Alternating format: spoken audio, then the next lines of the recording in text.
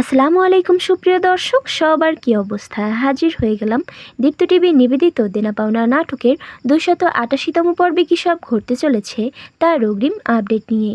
এই পর্বটি কেউ মিস করবেন না, কারণ এই পর্বে আপনারা দেখতে পারবেন ইরফানের বাবাকে দেখা যাবে সে এবার রিয়ার বাবাকে তার গোপন কালো টাকার যে বিজনেস রয়েছে সেটা পুলিশকে বলে দেওয়ার ভয় দেখিয়ে তাকে ব্ল্যাকমেল করে তার কাজ অবধি পৌঁছানোর প্ল্যান করবে।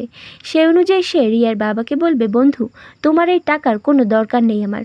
তুমি যদি চাও তোমার এসব বিষয়ে আমি পুলিশকে কিছু না বলি, তাহলে তোমাকে তোমার এই গোপন বিজনেসের আমাকে পার্টনার বানাতে হবে। এখন তুমিই ভেবে দেখো তুমি কি করবে। এছাড়া কিন্তু তোমার আর কোনো দ্বিতীয় অপশন নেই।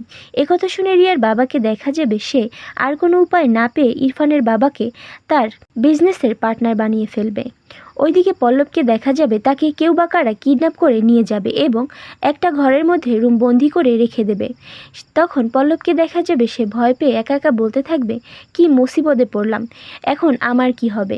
ওরা কি সত্যি আমাকে মেরে ফেলবে? এই বলে পল্লবকে দেখা যাবে সে ভয় পেয়ে একা একা কান্না করতে থাকবে। আর অন্যদিকে আপনারা দেখতে পারবেন নাদিয়াকে দেখা যাবে সে এবার পরিস্থিতির চাপে পড়ে সব কিছু পারির বাবার কাছে খুলে বলবে এবং তার লোকদেরকে পল্লবকে খুঁজে বের করতে আরও অনেক বেশি তাড়া দিবে। সাথে পারিদের বাড়িটা আরও কঠোর নজরদারির মধ্যে রাখতে বলবে। তখন নাদিয়ার লোকেরা পল্লবের ফোন ট্র্যাক করে লাস্ট পল্লবের ফোনে কে ফোন করেছিল সেটা জানতে গিয়ে দেখতে পারবে যে পল্লবের ফোনে ভোর 5টার দিকে একটা আননোন নাম্বার থেকে কল এসেছিল।